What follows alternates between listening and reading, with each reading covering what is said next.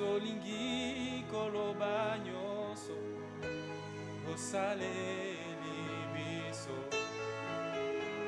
Yawe Nzambe zwa kembo Yawe biso tobele Yawe biso tobele mi pembeni nayo tosopi Yawe tosopi mitemana biso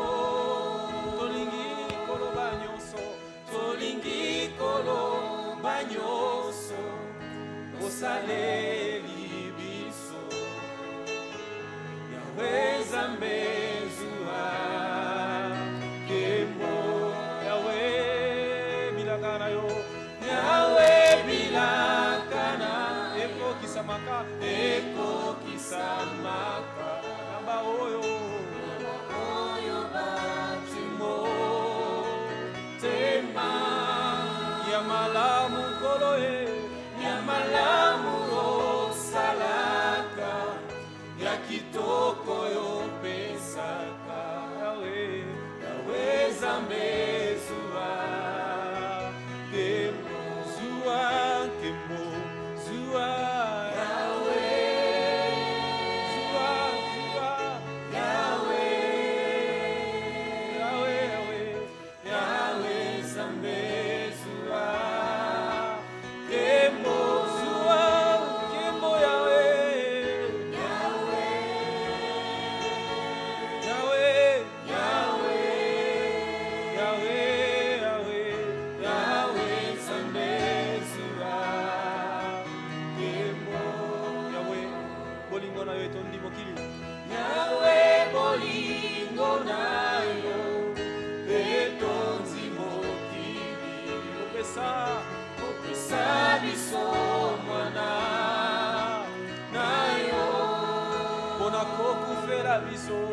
Onakokufera biso kunana ekulusu Yawe Nzambe zwa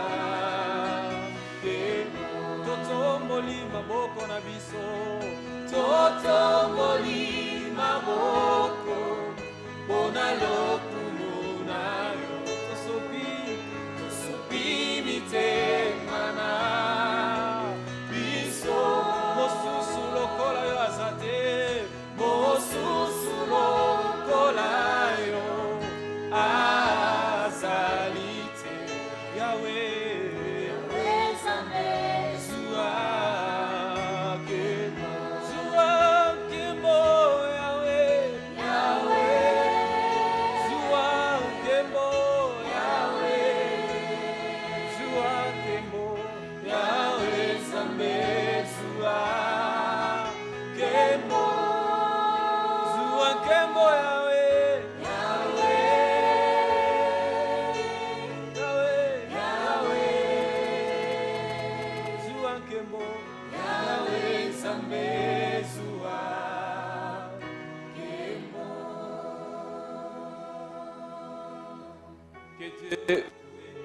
Au nom merveilleux de notre Seigneur et Sauveur Jésus-Christ. Amen.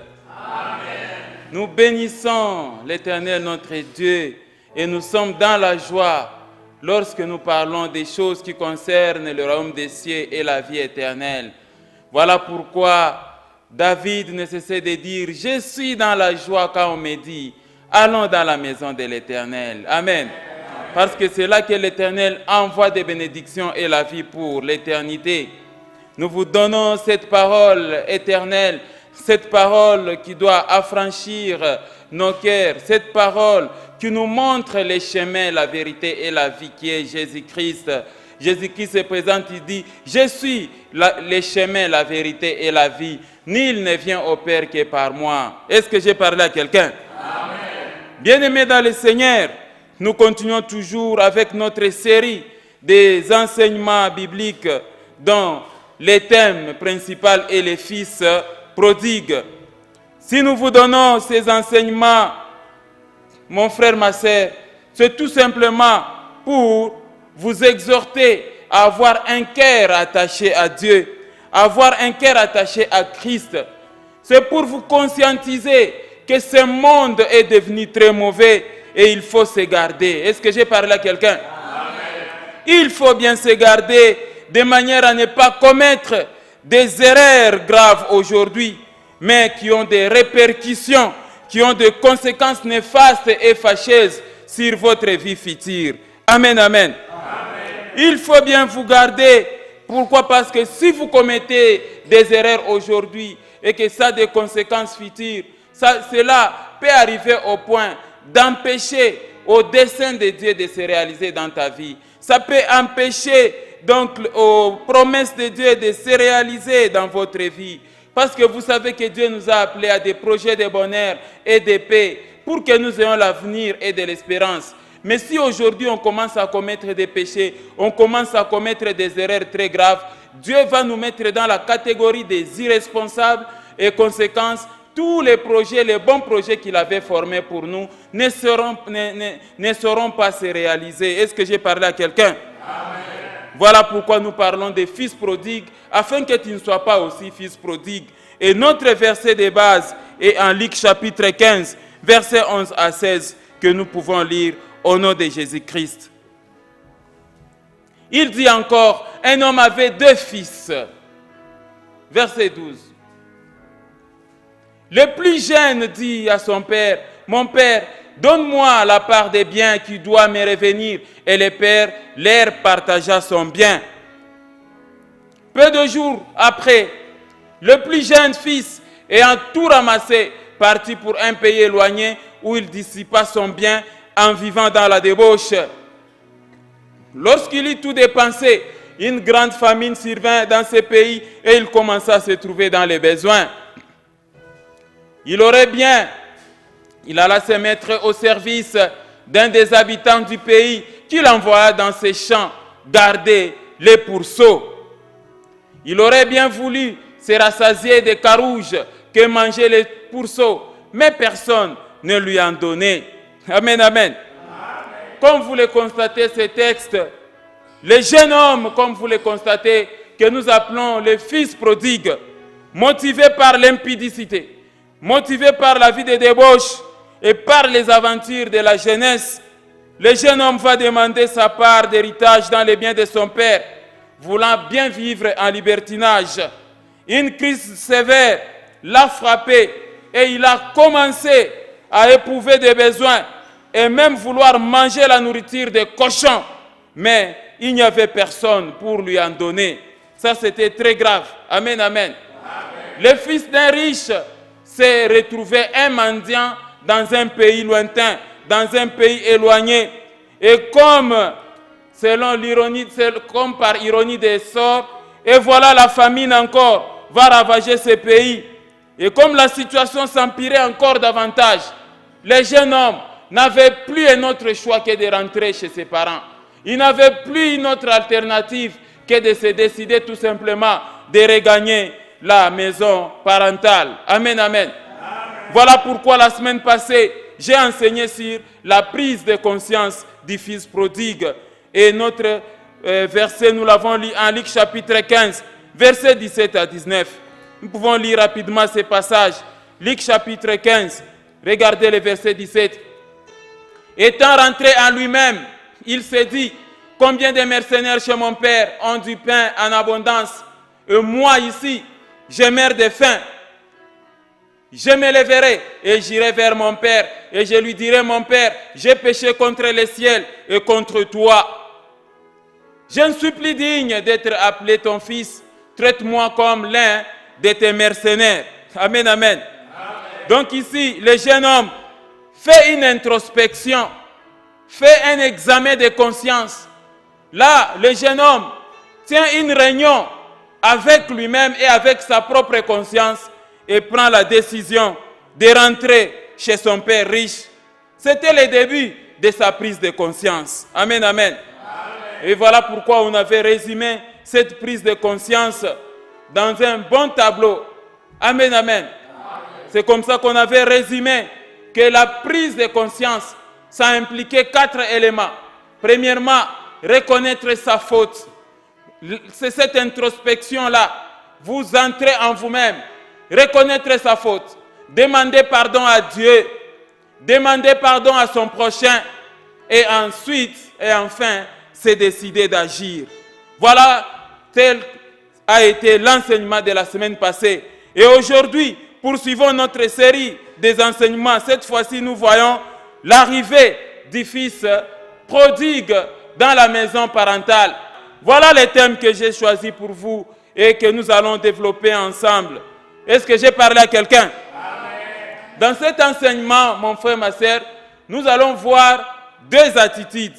Premièrement, lors de l'accueil, nous allons voir l'attitude d'abord du père vis-à-vis de son fils prodigue qui est en train de regagner le toit parental. Et ensuite, nous allons voir l'attitude du grand frère vis-à-vis de son petit frère prodigue qui retourne dans la maison de ses parents. Il y a deux attitudes contradictoires. Amen, amen. D'emblée, vous allez voir, le père est content, mais par contre, le grand frère est mécontent. Ça, c'est vraiment contradictoire et deux cœurs différents, deux cœurs de même nature, mais qui résonnent différemment. Est-ce que j'ai parlé à quelqu'un? Alors, commençons avec la première attitude du père. Quelle est l'attitude du père vis-à-vis de son fils prodigue? Amen, amen. Au départ, mon frère, ma sœur, la Bible nous dit que le jeune homme, comme vous avez vu les versets, il se décide lui-même de fermer les bagages. Il plie les bagages et il s'en va. Personne ne l'a jamais chassé. Est-ce que j'ai parlé à quelqu'un? Et il est parti pour un pays éloigné, un pays lointain. C'est là où il coupa tout contact avec sa famille. Mais la Bible ne nous renseigne pas si le papa avait entrepris des démarches pour aller chercher l'enfant. Quelqu'un comprend ça? La Bible ne nous renseigne pas ça. Le papa n'est jamais allé chercher l'enfant. Donc le papa ne savait même pas où, par quel pays commencer à chercher cet enfant. On nous dit que l'enfant est allé très loin. Mais en tant qu'un papa responsable, il ne pouvait que se préoccuper. Il ne pouvait qu'avoir les soucis de l'enfant. Jour après jour, il s'est dit, comment mon enfant est en train de vivre? Est-ce que j'ai parlé à quelqu'un? C'était un papa responsable, il ne pouvait que se soucier quand même de la vie de son fils. Mais c'est le fils lui-même, après la prise de conscience, il va maintenant prendre la résolution de faire quoi? De rentrer. Amen. Lisons un peu Luc chapitre 15, les versets 20. Luc chapitre 15, nous lisons les versets 20 au nom de Jésus. Et après donc cette réunion-là, de lui-même, l'enfant prodigue se décide, il dit, je me lèverai et je vais aller voir mon père. Je lui demanderai pardon, je dirai, papa, j'ai péché contre toi et j'ai péché contre le ciel, pardonne-moi. Amen, amen. Regardez les versets 20 de Luc chapitre 15. Et il se leva, c'est-à-dire le fils prodigue, et il se leva et alla vers son père. Comme il était encore loin, amen, amen. Comme il était encore loin, son père le vit et fut ému de quoi? De compassion. Il courut se jeter à son cou et le baisa. C'est ici que nous relevons la première attitude de son père. Est-ce que quelqu'un voit bien ce passage? C'est un problème de compassion. Amen, amen. La première attitude, l'attitude du papa, c'est d'abord la compassion. Est-ce que j'ai parlé à quelqu'un? La compassion avec larmes aux yeux. Quelqu'un voit ce passage-là? Il se leva et il alla vers son père. Et son père le vit de loin. Son père courut. Amen, amen. Quelqu'un voit ça? Et son père fut ému de compassion. C'était un papa de compassion. Ça, c'est la première attitude qu'un parent doit avoir vis-à-vis de son enfant, quelles que soient ses fautes. Est-ce que j'ai parlé à quelqu'un? Alors, qu'est-ce qu'on entend par la compassion? Il faut que je vous explique. C'est un sentiment qui nous fait partager la souffrance des autres. Avoir la compassion envers son prochain, c'est se mettre à la place des souffrances de son prochain. C'est se mettre à la place des autres. C'est l'amour du prochain. Amen, amen. Voilà pourquoi parmi les commandements, il est dit, tu aimeras aussi ton prochain comme toi-même. Est-ce que j'ai parlé à quelqu'un? Donc c'était un père vraiment tendre, un père compatissant, un père, l'homme qui a pitié de son fils, malgré les défauts de son fils, Malgré ses forfaits, il n'a pas tenu compte de ça. Voilà pourquoi ça c'est la toute première attitude qu'on nous demande aussi aujourd'hui d'avoir. Nous devons avoir de la compassion les uns envers les autres. Est-ce que j'ai parlé à quelqu'un? Nous devons avoir l'amour du prochain. Le papa l'a bien accueilli malgré l'état physique dans lequel les fils prodigues se retrouvaient. L'homme était trop sale. Le fils prodigue était trop sale. Il était nauséabond. Il était pieds nus. Il puait même. Il dégageait une mauvaise odeur du fait qu'il travaillait dans la porcherie. Amen, amen. Il a parcouru une longue distance à pied. Quand on s'approchait de l'enfant, on pouvait bien sentir les parfums des porcs. Amen, amen. On pouvait bien sentir l'odeur de la porcherie, l'odeur de toutes ces bêtes-là. Est-ce que quelqu'un comprend ça? Bon, imaginez-vous, il a marché à pied. La transpiration, suite au long trajet, associée aux odeurs de la porcherie, donc l'homme ne pouvait que dégager une mauvaise odeur. Mais malgré tout cela, imaginez-vous, la Bible dit, le papa se jeta à son cou et l'embrassa longuement. Amen, amen.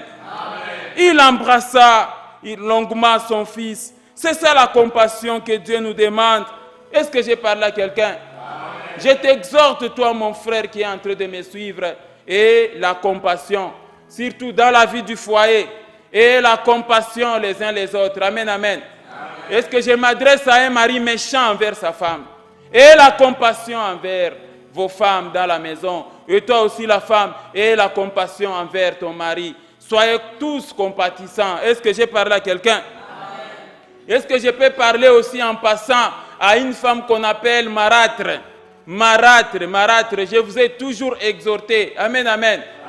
Tu as accepté d'une manière volontaire que l'enfant, que ton mari aille en dehors de ton foyer, soit intégré dans ta maison. Il ne faut pas commencer à les martyriser. Il faut avoir de la compassion parce que c'est un innocent. C'est le fruit de l'adultère de ton mari, bien sûr. Mais si tu as déjà accepté, il faut accepter. Est-ce que j'ai parlé à une femme? C'est la même chose aussi avec toi, l'homme. Au début, là, tu as accepté que non, la femme que je suis en train d'épouser a fait un enfant. Maintenant que l'enfant est dans la maison, tu avais accepté que non, voilà, ça, oui, je ferai de ton enfant mon enfant à moi. Maintenant que l'enfant est dans la maison, est-ce qu'il faut le martyriser? Est-ce que je parle à quelqu'un? Nous devons avoir la compassion les uns les autres et nous devons donc être semblables donc à ce papa qui n'a pas tenu compte des forfaits de son fils, mais il accueille, dit, mon fils, viens, je t'embrasse malgré que tu as des odeurs nauséabondes, je t'embrasse. Ainsi, l'Éternel nous demande d'avoir aussi la compassion les uns envers les autres. Est-ce que j'ai parlé à quelqu'un? Lisons 1 Pierre chapitre 3, nous lisons le verset 8. 1 Pierre chapitre 3, regardez le verset 8. Allons en 1 Pierre chapitre 3. Est-ce que quelqu'un comprend bien tous ces passages? Regardez la recommandation du Seigneur. Enfin, soyez tous animés des mêmes pensées et des mêmes sentiments, pleins d'amour fraternel, pleins encore de quoi? De compassion et pleins encore de quoi? D'humilité. Ici, on vous demande d'être plein d'amour fraternel, plein de compassion et plein d'humilité. Est-ce que j'ai parlé à quelqu'un? Ça, c'est la qualité aussi que ton serviteur de Dieu doit avoir. Amen. Quand vous voyez Jésus-Christ dans le désert, et la Bible dit que Jésus était ému de compassion dans le désert parce que la foule n'avait pas à manger. Il dit, je suis ému de compassion. Amen, amen. Ça doit faire partie des qualités d'un pasteur. Tu ne dois pas être ce pasteur-là, toujours visage renfrogné là. Amen, amen. Quand tu parles avec un fidèle, c'est comme si tu as affaire, je ne sais pas moi, à un chien. Non, tu ne dois pas être ce serviteur-là. On doit sentir de la compassion, même quand on vient t'exposer un problème. Tu n'es pas un loup serviteur de Dieu, tu dois avoir de la compassion. C'est pourquoi la Bible dit, paissez les troupeaux de Dieu avec dévouement, non comme ayant de l'autorité extrême sur les brebis, mais comme étant tout simplement l'envoyé spécial du Seigneur.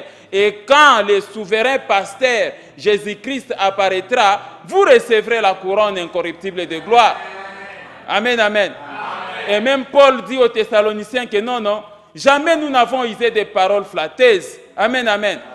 Nous avons été au milieu de vous comme un enfant, comme un parent prend soin, n'est-ce pas, de ses enfants. C'est ça les critères. Et non pas être un serviteur là qui ne fait que gronder, les choristes. Quand tu vois les choristes, tu les grondes. Quand tu vois les anciens de l'église, tu les grondes. Quand on t'appelle, tu grondes tout le monde dans l'église et tout le monde commence à dire « Ah, papa aujourd'hui est méchant, hein? Papa est méchant. » Est-ce que c'est normal ça? Ayons la compassion, dit, soyez pleins de compassion. Amen, amen. Parce que c'est ça le caractère de Dieu. Parce que c'est ça, la même chose avec Dieu, qui nous attend à bras ouverts. Quels que soient nos péchés, quelles que soient nos fautes, quelle que soit la gravité de nos péchés, Dieu est prêt à nous pardonner et à nous accueillir et à faire table rase. Est-ce que j'ai parlé à quelqu'un? Imaginez-vous du fait que le fils prodigue était physiquement trop sale et qu'il dégageait l'odeur des cochons. Son père l'a embrassé malgré son état physique, ce qui implique que Dieu, notre Père, est aussi amour. Il nous attend à bras ouverts. Est-ce que j'ai parlé à quelqu'un? Il ne tient pas compte de notre état physique, mais il tient compte de la manière dont nous allons nous présenter devant lui avec un cœur de repentance, une repentance sincère. Et vous allez voir, l'Éternel a de la compassion. Est-ce que j'ai parlé à quelqu'un? Lisons Lamentation chapitre 3 verset 22. Dieu a de la compassion et Dieu voudrait faire table rase avec toi. Quel que soit ton péché, la Bible dit que venez et plaidons. Amen, amen. Regardez Lamentation chapitre 3 verset 22 à 23. Les bontés de l'Éternel ne sont pas épuisées. Ses compassions ne sont pas à leur terme. Amen, amen. Elles se renouvellent chaque matin. Oh, que ta fidélité est grande, ô Éternel. Est-ce que quelqu'un voit la beauté de ces passages-là? Notre Dieu est compatissant. Il renouvelle sa bonté tous les jours de notre vie. Est-ce que j'ai parlé à quelqu'un? J'aimerais que vous aussi, là où vous êtes, renouvelez vos compassions. Renouvelez vos compassions les uns envers les autres. Dans l'église, partout, et même dans vos foyers, renouvelez vos compassions. Dieu dit, soyez mes imitateurs, devenez les imitateurs de Dieu. Si Dieu renouvelle sa bonté et ses compassions chaque jour à ton égard, à combien plus forte raison aussi, toi aussi, envers ton prochain? Est-ce que j'ai parlé à quelqu'un? Alors, à vous qui avez abandonné l'Église, à vous qui avez abandonné la vie chrétienne à cause tout simplement d'une déception ou tout simplement pour toute autre raison, et à vous païens, laisse-moi vous dire que Dieu vous attend à bras ouverts. Amen, amen. Dieu vous invite à revenir à lui parce qu'il a compassion de vous et il est prêt à vous pardonner. Tout ce que Dieu vous demande, présentez-vous avec un cœur de repentance. Si vous avez des matériels, je ne sais pas moi, du monde des ténèbres, allez les déposer. L'Éternel vous attend. Dieu veut que vous puissiez vous repentir, vous abandonner les vieils hommes, la vie du passé, pour commencer une nouvelle vie. Est-ce que je parle à quelqu'un? C'est ça qu'on veut ressortir dans cette parabole de l'enfant prodigue. Un papa qui accepte son fils malgré ses défauts, malgré ses odeurs nauséabondes, malgré qu'il était trop sale, il était nu, malgré qu'il était en train de dégager les parfums de la porcherie là où il travaillait. Mais regardez le papa comment l'a embrassé. Aujourd'hui, Jésus-Christ t'appelle, mon frère, ma soeur, il dit, venez vous tous qui êtes chargés et fatigués, je vous donnerai quoi? Du repos. Si tu es chargé par des histoires de la sorcellerie, par des livres de la sorcellerie, si tu es fatigué avec la vie des péchés, viens à l'Éternel. Amen, amen. Est-ce que j'ai parlé à quelqu'un? Dieu va te pardonner. L'attitude de la compassion, c'est la même attitude que Dieu a vis-à-vis de nous. Allons à Michée chapitre 7, versets 18 à 19. Vous allez voir quelque chose là-bas. Amen, amen. C'est l'attitude de la compassion. Compassion avec larmes aux yeux. Regardez Michée chapitre 7, versets 18 et 19. Que Dieu, amen, quel Dieu est semblable à toi? Quel Dieu est semblable à toi? Dieu qui pardonne l'iniquité, Dieu qui oublie les péchés du reste de ton héritage. Il ne garde pas sa colère à toujours, car il prend plaisir à la miséricorde. Amen. Verset 19. Il aura encore compassion de nous. Amen, amen. Est-ce que je parle à quelqu'un? Il aura encore compassion de nous. Il mettra sous ses pieds nos iniquités. Tu jetteras au fond de la mer tous leurs péchés. Amen, amen. L'Éternel a compassion de toi, mon frère, ma sœur. L'Éternel a pitié de toi. Voilà pourquoi je vous ai dit la fois passée, sentez seulement votre misère. Tu ne peux pas t'enorgueillir vis-à-vis de l'Éternel. Il a compassion de toi. On dit, qui est semblable à l'Éternel? Amen, amen. Mais quand vous êtes de l'autre côté chez les diables, il n'y a pas de compassion. Les diables, ils punissent sérieusement. Les diables frappent ses enfants sérieusement. Les diables les sanctionnent. Amen, amen.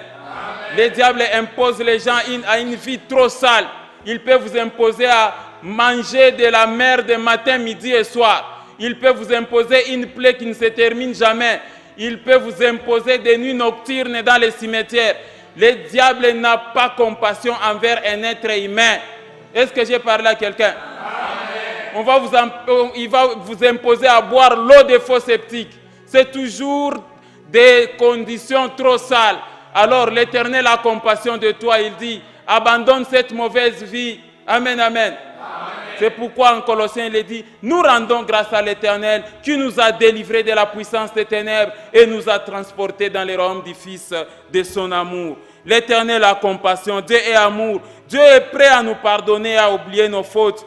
Mais à toi qu'on pardonne, tout ce que Dieu te demande, c'est de ne pas rentrer dans tes mauvaises habitudes anciennes. Amen. Quand vous venez à l'Éternel, il t'a pardonné. Est-ce qu'il te demande encore de retourner à la porcherie? Amen, amen. C'est ça le problème. Dieu va oublier tes fautes, mais ne retourne plus à la porcherie. Ne retourne plus à tes anciens péchés. Sinon, il arrivera quelque chose de très mal. Est-ce que j'ai parlé à quelqu'un? La vraie repentance, c'est l'abandon de la mauvaise vie. Est-ce que je parle à quelqu'un? Si vous étiez par exemple une prostituée et que le Seigneur vous appelle, le Seigneur est prêt à vous pardonner de toutes sortes de prostitutions.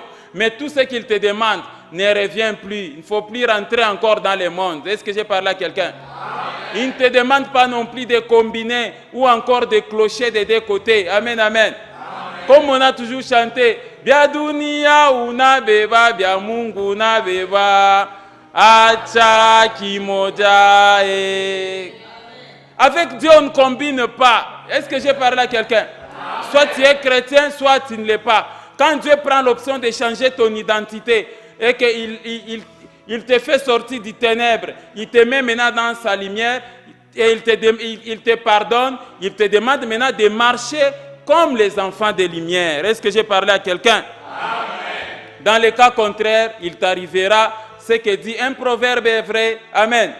Lisons un peu 2 Pierre chapitre 2, versets 20 à 22. Vous allez voir quelque chose de très important. Regardez, en effet, si après s'être retiré des souillures du monde, quelqu'un voit ce passage? Quand vous vous retirez des souillures du monde, quand tu te décides d'abandonner la mauvaise vie, la mauvaise voie, la voie des péchés, Dieu est très content et prend l'option de te pardonner. C'est pourquoi il dit, si après s'être retiré des souillures du monde, par la connaissance du Seigneur et Sauveur Jésus-Christ, ils s'y engagent de nouveau et sont vaincus. Leur dernière condition est pire que la première. Amen. Quand tu rentres dans ta vie impudique, ça sera encore difficile. Regardez le verset 21. Car mieux valait pour eux n'avoir pas connu la voie de la justice que de se détourner après l'avoir connu du Saint Commandement qui leur avait été donné. Verset 22. Il leur est arrivé ce que dit un proverbe vrai. Le chien est retourné à quoi? Le chien est retourné à ce qu'il a vomi. Et la truie lavée s'est vautrée dans les bourbiers. Amen, amen. Le chien retourne à ce qu'il a vomi. Amen, amen. Ah non, non, moi avec l'ivrognerie c'est fini, en tout cas c'est fini. Mais le lendemain, te voilà encore entré. La Bible dit que tu n'es pas différent d'un chien qui retourne à ce qu'il a vomi. Amen, amen. Oh non, moi en tout cas c'est fini. Je vais rester fidèle à mon mari. Je vais rester fidèle à ma femme. C'est fini. J'arrête ces histoires. Si un mois après, on te voit encore retourner dans ces choses, tu n'es pas différent d'un cochon qu'on vient de laver. Et voilà les cochons encore dans les immondices et dans des faux sceptiques. Amen, amen. C'est comme ça que les Quinois souvent disent que les jours où il faut manger les cochons, c'est les jours où il faut les laver. Parce que les cochons, quand vous les lavez, ils vont encore rentrer dans les bourbiers. Amen, amen. C'est ce que dit la parole. Amen, amen. Que mokolo akolia ngulu nde mokolo akosukulae. Amen, amen. Est-ce que je suis en train de parler à quelqu'un? Faites attention. Le fait que tu t'es converti, tu as accepté le Seigneur Jésus-Christ, on t'a lavé avec le sang de Jésus. Tu es devenu pur, tu es devenu saint. Mais si tu commences encore à aller te patauger dans la boue, dans l'impudicité et dans la débauche, qu'est-ce qui va arriver après? La Bible dit que la condition sera pire qu'avant. Pour vous, il vous est arrivé ce que dit un proverbe vrai. Le chien est retourné à ce qu'il a vomi et la truie lavée. Le cochon qui a été lavé a été, n'est-ce pas, s'est vautré encore dans les bourbiers. Amen, amen. Ah, ça c'est vraiment important. Voilà pourquoi toutes les délivrances que le Seigneur Jésus-Christ a opérées quand vous lisez les évangiles, il ne cessait de dire aux gens, ne pêche plus de peur que le pire ne t'arrive. Amen, amen. Dieu n'exauce pas les pécheurs. Aussitôt tu as été délivré, c'est à toi, les chrétiens, la responsabilité de garder et de conserver ta délivrance. Est-ce que j'ai parlé à quelqu'un? Ne retournez pas à tes anciennes habitudes. Aussitôt vous êtes délivré, apprenez à garder, à conserver votre délivrance. C'est ça la repentance, métanoïa, le changement de la mentalité, le changement des comportements, le changement de l'identité. Celui qui était, je ne sais pas moi, escroc, tout d'un coup là, il n'est plus escroc. C'est le brisement, c'est-à-dire Christ est entré dans ta vie et il t'a brisé. Amen, amen. Est-ce que je parle à quelqu'un?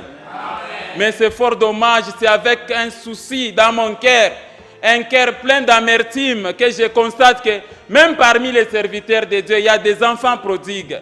Amen, amen.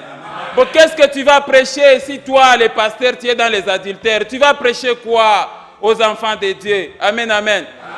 Tu vas apporter quel type de délivrance aux enfants de Dieu? Tu vas imposer quelle main? Quel est ce pasteur-là dans l'adultère, dans la débauche, dans les impudicités, et en même temps il prophétise et puis il fait des miracles? Amen, amen. Peut-on dire que ce sont des miracles authentiques, ça? Non. Ces miracles-là ne viennent pas de Dieu. Cette prophétie-là ne vient pas de Dieu parce qu'il est dit que Dieu n'exauce pas les pécheurs.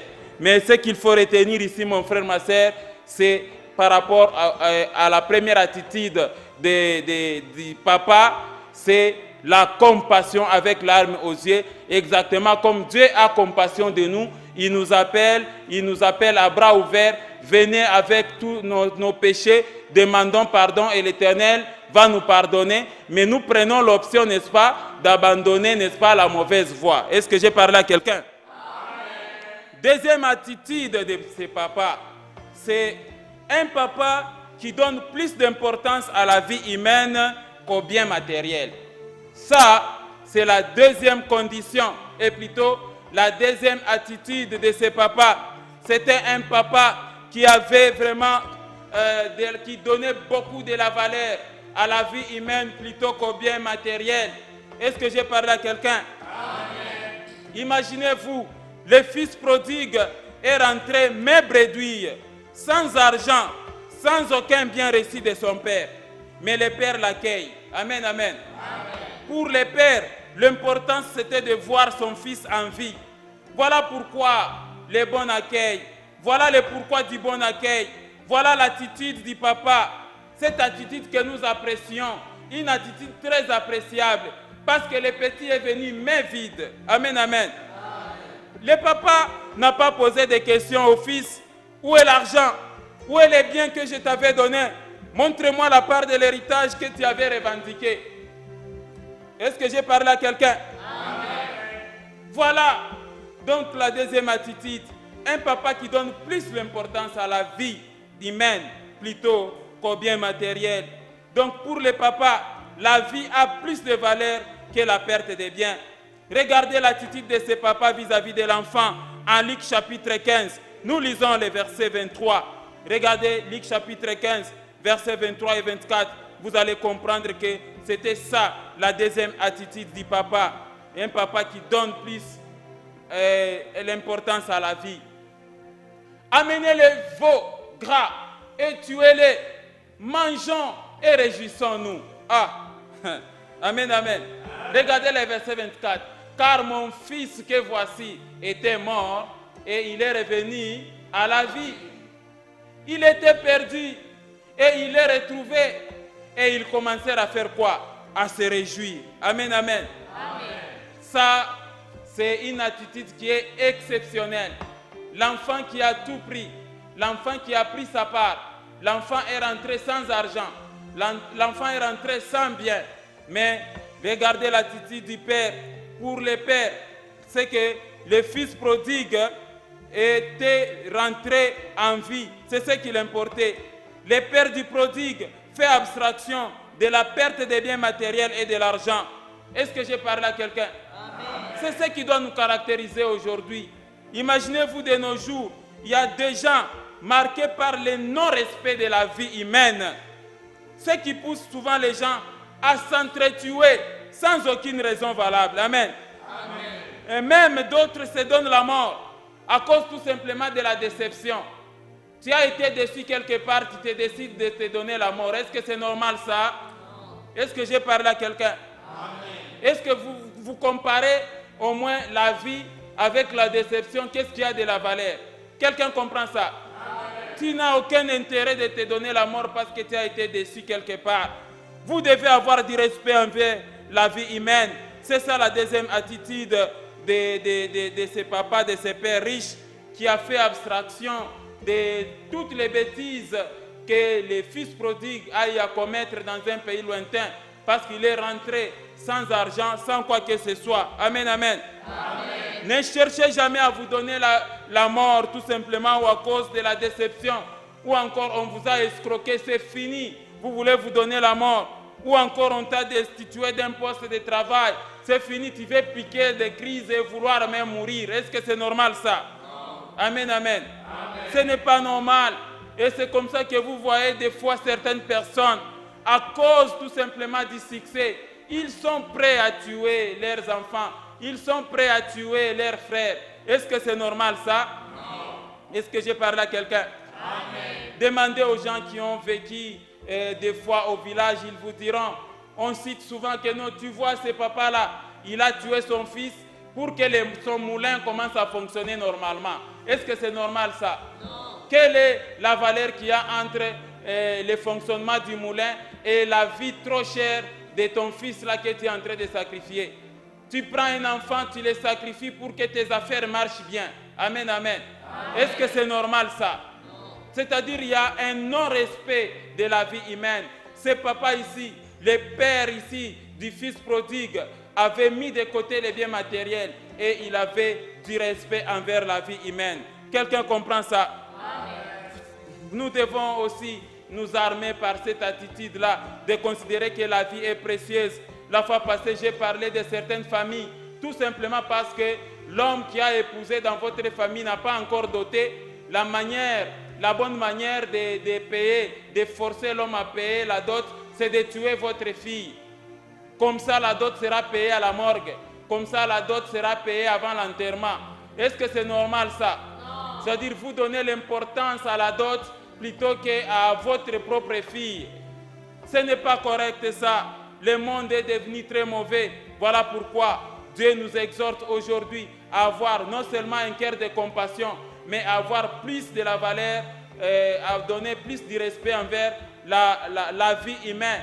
La vie humaine plutôt que les biens matériels. Est-ce que j'ai parlé à quelqu'un? Amen. Vous ne devez pas être prêt à tuer. Amen, amen. Si vous êtes prêt à tuer à cause des biens matériels de ce monde, c'est que vous donnez plus d'importance aux biens matériels plutôt qu'à la vie humaine, ce qui n'est pas correct. Lisons un peu Matthieu chapitre 6, verset 25.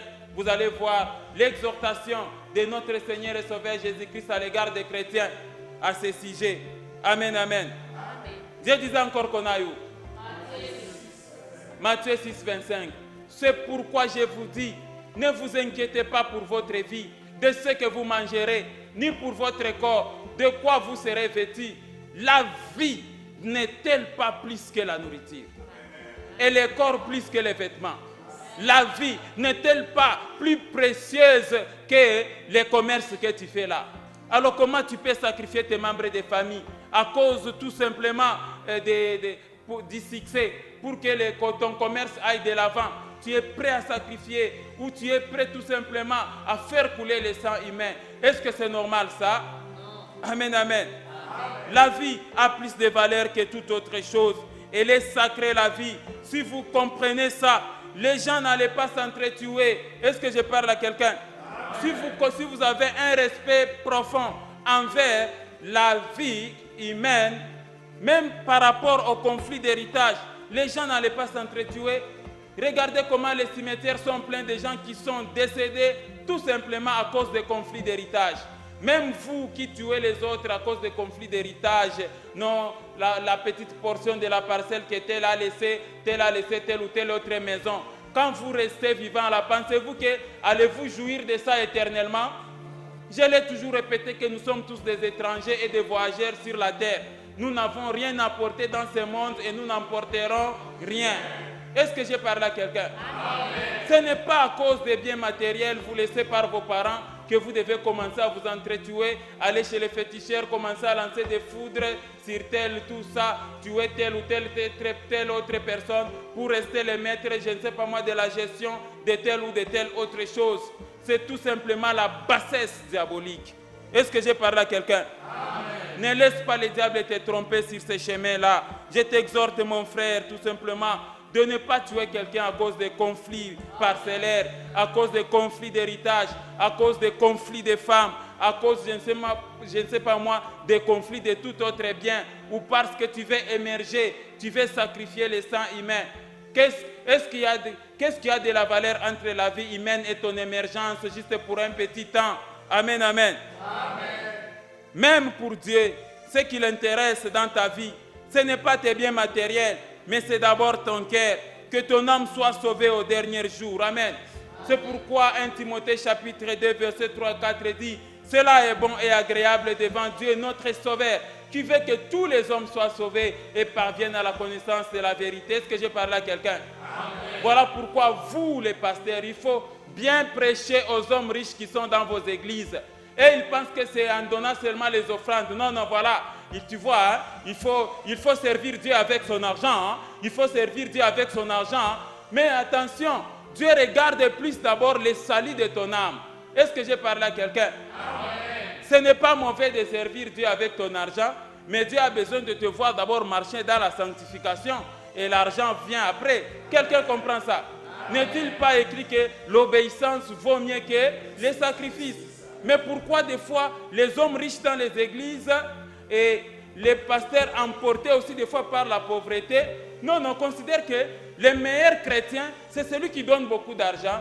Le meilleur chrétien, c'est celui qui entretient, je ne sais pas moi, les pasteurs, qui lui donne des vestes, qui donne beaucoup de dîmes. En parité, hein, et il y a des fois des serviteurs de Dieu qui catégorisent les gros poissons et les petits poissons. Est-ce que c'est normal ça? Conséquence, vous n'allez plus prêcher le salut, alors que la mission principale de l'Église, c'est d'abord au kovu ya manafsi, le salut de nos âmes. Est-ce que j'ai parlé à quelqu'un? Matthieu chapitre 16, verset 26. Matthieu chapitre 16, verset 26. Regardez. Et que servirait-il à un homme de gagner tout le monde? C'est-à-dire d'avoir beaucoup d'argent, d'avoir beaucoup de maisons, de faire le tour du monde. Aux États-Unis, j'ai déjà été là. En France, j'ai déjà été là. Je ne sais pas moi, en Belgique, j'ai déjà été là. À Dubaï, de faire le tour du monde, d'avoir tous les véhicules du monde entier, toutes les belles maisons, tout, tu as eu. Que dit la parole? Que servirait? Amen, amen. Est-ce que quelqu'un voit ce passage?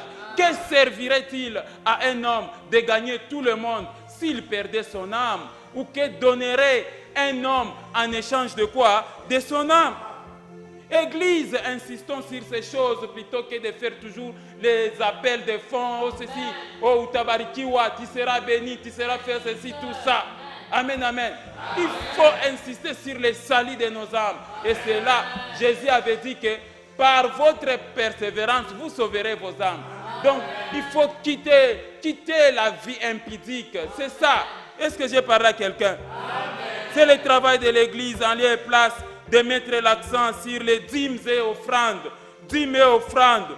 Donner seulement de la valeur aux dîmes et offrandes, aux appels de fonds, tout ça. Oh, si tu ne donnes pas l'argent, tu ne seras pas béni. Oh, nos prières de rachat. Oh, ceci, prières d'action de grâce. Venez avec les enveloppes, faites ceci, tout ça. Les chrétiens n'ont pas besoin d'abord de ça. Devant Dieu, ce qui compte, c'est d'abord le salut de quoi? De vos âmes. C'est-à-dire que l'impudique arrête avec la vie impudique. Amen, amen. Que l'escroc arrête avec son escroquerie. Que le mal s'arrête. Que les gens reviennent au bon sens, qu'ils croient au Seigneur Jésus-Christ et que vous avez le salut de vos âmes. Vous marchez maintenant en nouveauté de vie. Les restes vous seront donnés par-dessus. Est-ce que j'ai parlé à quelqu'un? Donnez de la valeur au salut des âmes plutôt qu'au spectacle des miracles, des prophéties ou les recherches de bénédictions, la chasse aux sorcières. Je jette le feu, tout ça, ainsi de suite. Tout ce que Dieu te demande d'abord, c'est le changement de ta mentalité, la repentance, que ton cœur là, que toutes les semences du diable quittent ton cœur et que tu puisses marcher dans les limites de ses commandements. Tout ce que Dieu veut de vous, c'est d'abord de marcher dans la sanctification. Arrêtez la vie des péchés et les bénédictions viendront après. Amen. Les bénédictions sont dans les mains de l'Éternel. La Bible dit que l'Éternel ordonnera à la bénédiction de te suivre. Amen, amen. C'est l'Éternel qui ordonne. Tant que l'Éternel n'a pas encore ordonné, ça ne viendra jamais. Est-ce que j'ai parlé à quelqu'un? Donc ce qui importe, il ne faut pas dire, oh non, donnez l'argent, ou tabarikiwa, donnez l'argent, tu seras béni, tout ça. Oui, ça fait partie effectivement des principes de Dieu. Mais bien avant ça, demandez d'abord aux chrétiens de marcher dans la sanctification, l'abandon des péchés, c'est ça. Amen, amen. Lisons Luc chapitre 9, verset 56. Vous allez voir ça. Regardez Luc chapitre 9, verset 56. C'est ça l'attitude de ce papa. Un papa qui a aimé d'abord plus la vie de quelqu'un plutôt que de voir les biens matériels. Amen, amen. Papa n'a pas posé la question, où sont les biens? Les biens que tu étais parti avec. Non, papa va l'accueillir. Je disais qu'on aille encore où? Luc 9, verset 56. Car le Fils de l'homme est venu, non pour perdre les âmes des hommes, mais pour les sauver. Et ils allèrent dans un autre bourg pour aller prêcher la parole. Amen. C'est pas, Jésus n'allait pas d'une région à une autre pour aller prêcher seulement la bénédiction. Tu seras béni cette année, tu vas voir, tu vas voyager et tu vas faire ceci, tout ça. Il n'y aura plus la faim dans ta maison et ainsi de suite. Voyager, tu auras un passeport cette année, tout ça. C'est quoi ça comme évangile, mon frère, ma sœur? Amen, amen. Enseignez la repentance, il dit, allez, faites de toutes les nations mes disciples et apprenez-les à observer tout ce qui est écrit dans les livres de cette loi. C'est ça l'objectif de l'Église. D'abord, enseigner les gens à pratiquer les commandements de Dieu. Faites de toutes les nations mes disciples. Il y a le terme discipline là-bas. C'est-à-dire que les chrétiens se disciplinent face aux commandements. Amen, amen. Amen. Voilà l'attitude d'un papa qui aime bien, n'est-ce pas, son fils. Troisième attitude, le papa accorde un pardon sans poser des conditions. Amen, amen. Aussitôt que le fils arrive, le père aperçoit de loin et court vers lui. Amen, amen. C'est le premier signe d'un pardon sans condition. Exactement comme ce que Dieu est avec nous. Amen. Dieu a fait les premiers pas. Il a dit, car Dieu a tant aimé le monde, qu'il a envoyé son Fils unique, afin que quiconque croit en lui ne périsse point, mais qu'il ait la vie éternelle. Dieu a fait les premiers pas en nous, en envoyant Jésus-Christ. Ici, vous allez voir que le papa accorde un pardon sans poser de conditions. Regardez Luc chapitre 15, versets 20 à 22. Vous allez voir. Amen, amen. Luc chapitre 15, versets 20 à 22. Et il s'éleva et alla vers son père. Comme il était encore loin, son père le vit et fit émis de compassion. Et il courut se jeter à son cou et le baisa, avant même que l'enfant ne demande pardon. Verset 21. Le fils lui dit, mon père, j'ai péché contre le ciel et contre toi. Je ne suis plus digne d'être appelé qui? Ton fils. Verset 22. Mais le père dit à ses serviteurs, apportez vite la plus belle robe et l'en revêtez, mettez-lui un anneau au doigt et des souliers aux pieds. Amen, amen. L'enfant à son tour a demandé pardon et papa accepte le pardon. Je reviendrai sur ces choses pour comprendre ça. Amen, amen. Il y a des gens pour accepter le pardon, ils posent des conditions. Ici, le papa n'a pas soumis son enfant à énumérer les péchés commis au pays lointain, à confesser, je ne sais pas moi, à déclarer. Est-ce que j'ai parlé à quelqu'un? Il a juste demandé pardon. Je reviendrai sur ces choses. Est-ce que quelqu'un comprend ça? Quatrième attitude de papa. Le papa se réjouit du retour. Et c'est l'attitude de réjouissance. Luc chapitre 15, versets 22 à 24. Nous lisons ces passages. Luc chapitre 22, regardez les passages. Luc chapitre 15, versets 22 à 24. Allons dans ces passages-là.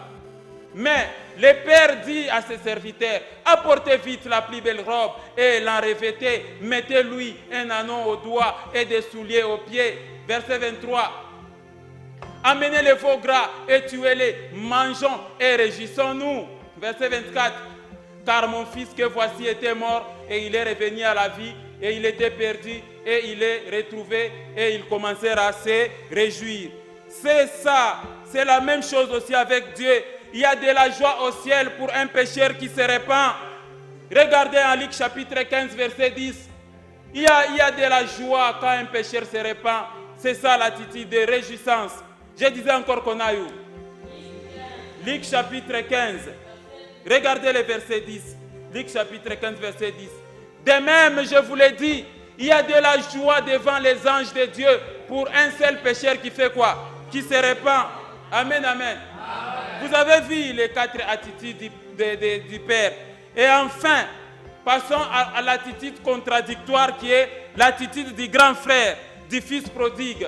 Ici, je ne suis pas long parce que l'attitude, c'est une attitude contradictoire. Le grand frère du fils prodigue, lui, c'est l'attitude de haine, l'attitude de jalousie, l'attitude de colère envers son petit frère. Lisons Luc chapitre 15, versets 25 à 28. Luc chapitre 15, nous lisons les versets 25 à 28. Or, le fils aîné était dans les champs. Lorsqu'il revint et approcha de la maison, il entendit la musique et les danses. Verset 26. Il appela un des serviteurs et lui demanda ce que c'était. Verset 27. Ce serviteur lui dit, ton frère là, le prodigue, est de retour. Et parce qu'il a retrouvé en bonne santé, ton père a tué les veaux gras. Il s'est mis en colère. Ça, c'est le grand frère. Il s'est mis en colère et ne voulut pas entrer. Son père sortit et le pria d'entrer. Amen, amen. Une très mauvaise attitude. Une attitude hypocrite. Bien que lui aussi avait reçu sa part dans l'héritage. Pourquoi se mettre en colère contre la réussite des autres? Amen, amen. Pourquoi se mettre en colère parce que ton petit frère est rentré? Ça, c'est l'attitude sorcière. Une attitude contraire à celle de son père. Son père accorde de l'importance à la vie humaine, mais le grand frère est plus préoccupé par les biens matériels de l'argent. Est-ce que c'est normal ça? Regardez Luc chapitre 15, versets 28 à 32. Je suis en train d'atterrir. Je suis en train d'atterrir. Amen, amen. Regardez, il s'est mis en colère, le grand frère, et ne voulut pas entrer. Son père sortit et le pria d'entrer. Verset 29. Mais il répondit à son père, voici, il y a tant d'années que je te sers sans avoir jamais transgressé tes ordres. Et jamais tu ne m'as donné un chevreau pour que je me réjouisse avec mes amis. Verset 30. Et quand ton fils est arrivé, celui qui a mangé ton bien, avec des prostituées, c'est pour lui que tu as tué les veaux gras. Verset 31. Mon enfant, lui dit le Père, tu es toujours avec moi et tout ce que j'ai est à toi. Mais il fallait bien s'égayer et se réjouir parce que ton frère, que voici, était mort et qu'il est revenu à la vie parce qu'il était perdu et qu'il est comment? Retrouvé. Amen, amen. Donc des attitudes contradictoires.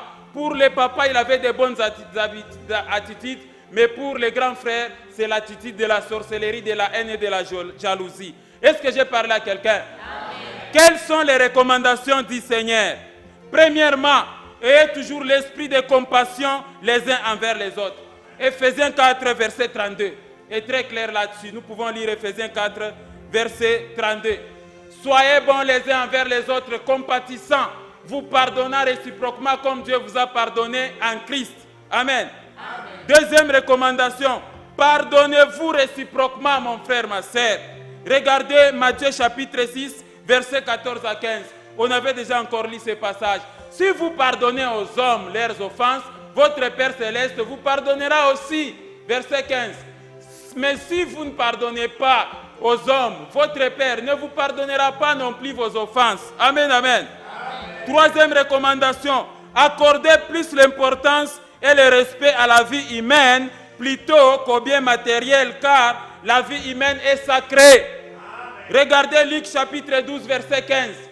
Luc chapitre 12, verset 15. Puis il leur dit, gardez-vous avec soin de toute avarice, car la vie d'un homme ne dépend pas de ses biens, fut-il dans l'abondance. Amen, amen. Et enfin, la dernière recommandation, repentez-vous et convertissez-vous au Seigneur Jésus-Christ parce que Jésus-Christ revient bientôt, le temps est proche. Je demande à tous les prodigues de se repentir. Actes chapitre 3, verset 19. Repentez-vous donc et convertissez-vous pour que vos péchés soient effacés afin que le temps de rafraîchissement vienne de la part du Seigneur. Est-ce que j'ai parlé à quelqu'un? Voilà un résumé ce qui a été l'enseignement. Amen. L'attitude du Père, premièrement, c'est la compassion avec larmes aux yeux. Amen, amen. L'attitude du Père, c'est d'abord l'importance accordée à la vie humaine plutôt que les biens matériels. L'attitude du Père, c'est le pardon inconditionnel. Il a donné le pardon au Fils prodigue sans condition. L'attitude du Père, c'est la réjouissance de voir son fils qui était perdu, il est rentré. Mais quand nous sommes à l'attitude du grand frère, c'est la jalousie et la haine. Et quand nous voyons encore chez son grand frère, l'importance est accordée au bien matériel et non à la vie humaine de son petit frère qui vient de rentrer. Est-ce que j'ai parlé à quelqu'un? Que Dieu vous bénisse au nom puissant de Jésus.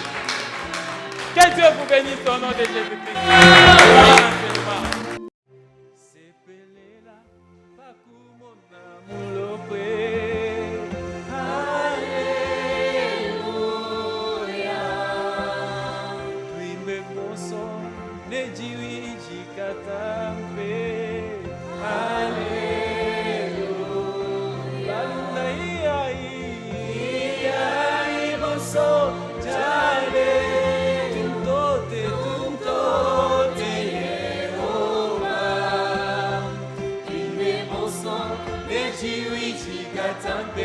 Alléluia.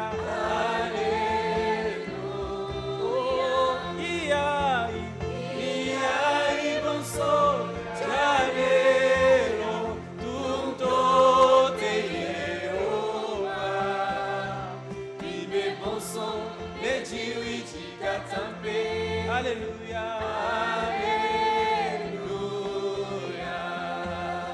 Mumamulu bembanga ne majimba. Alléluia. Kutokeja babipia mama.